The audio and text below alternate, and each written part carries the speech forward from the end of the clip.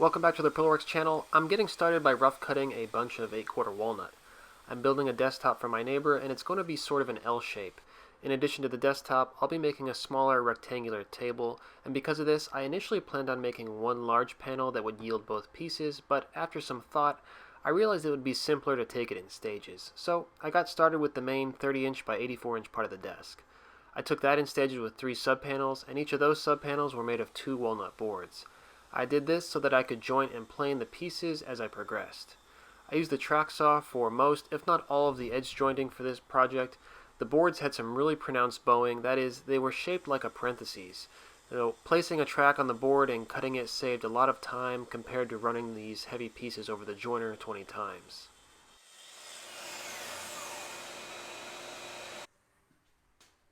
When I make subpanels like this, I'm not super worried about how flat they are. I'm more worried about the glue joint, though them being flat usually goes hand in hand with a good joint.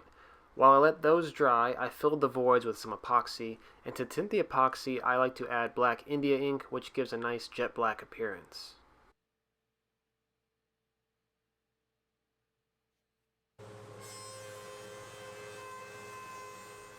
With the subpanels dried, I can rejoint and plane them. Each of these were quite heavy, so running them through this machine, as much as I love it, was pretty tedious. I wasn't targeting a specific thickness, I simply went for the thickest these boards would yield, which in this case ended up being a touch under 1 3/4 inches.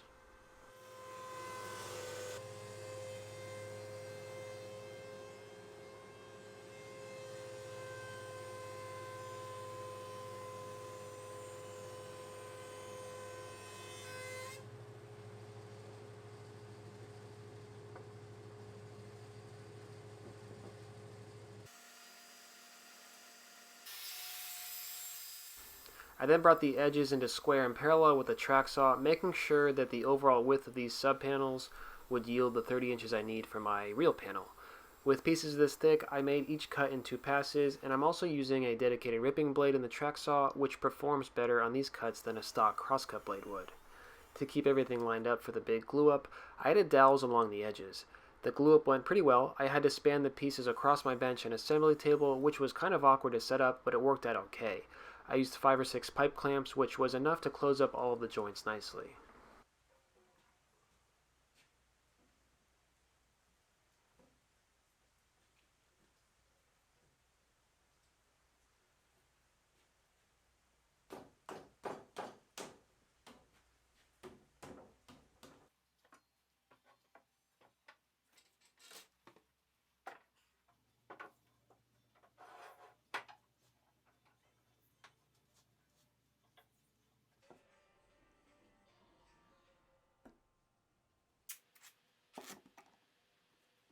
I then glued up the little part that would make this an actual L shape. The footage of me gluing this to the main panel is nowhere to be found, but it was fairly uneventful. From there, I could start cutting the desktop to its final dimensions. I ripped the front edge, then cross-cut the 2 ends using the track saw.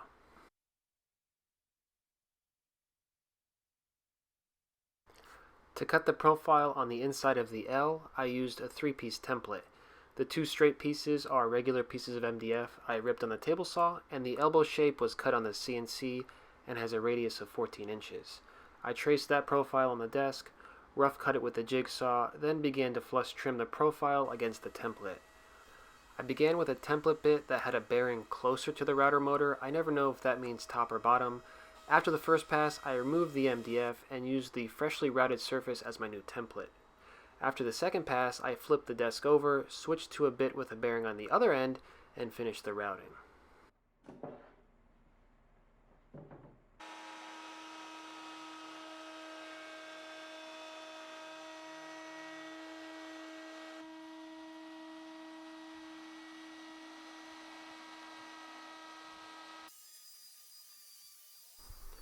The next stage of this build was to install steel C-channel to mitigate any future warping. The widest part of this desk is 44 inches wide, which was the main area I wanted to protect. I bought 2-inch wide C-channel from Home Depot and cut the slots at the drill press. This was definitely a pain, but the results were pretty decent. To connect and even out the slots, I used a Dremel, and obviously this is more of an artistic shot, as I'm sure you can tell.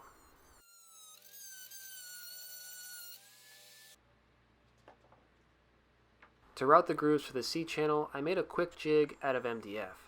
The blocks I glued in account for the width of the C-channel, my router bit, and the guide bushing. I took this in 3 passes, making sure to clear out the chips after each pass. I also routed the grooves a bit longer than my C-channel to account for wood movement, though with the way the humidity is now, I believe this desk is at its widest point and will contract before it expands anymore.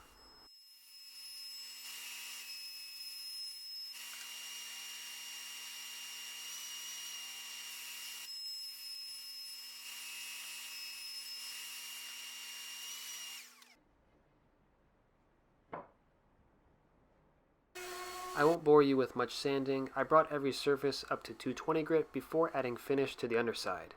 Before flipping the desk over, I added some threaded inserts which allow the C-channel to be screwed in place. I started each hole with a Forstner bit to get a clean start and finished them with a normal twist bit. Then I added the threaded inserts with the included Allen key and finally installed the C-channel and screws.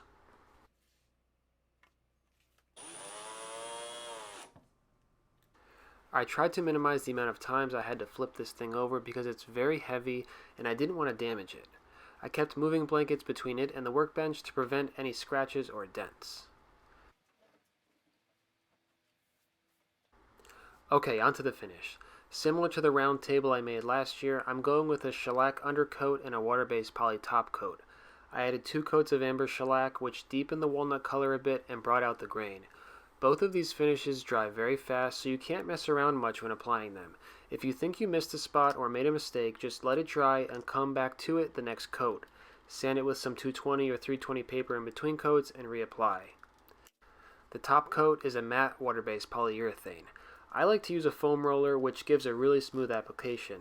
Obviously, foam introduces air and air means bubbles, but these bubbles go away on their own for the most part. One way to get rid of the bubbles is to use a water-damped roller to go over the wet bubbles after your application. Also, another downside to the foam roller is how much finish it absorbs that eventually gets wasted. To prevent that, I start with a damp roller before loading it with poly. In the end, this needed 6 coats, which can be done in a day or 2 because this poly dries so fast.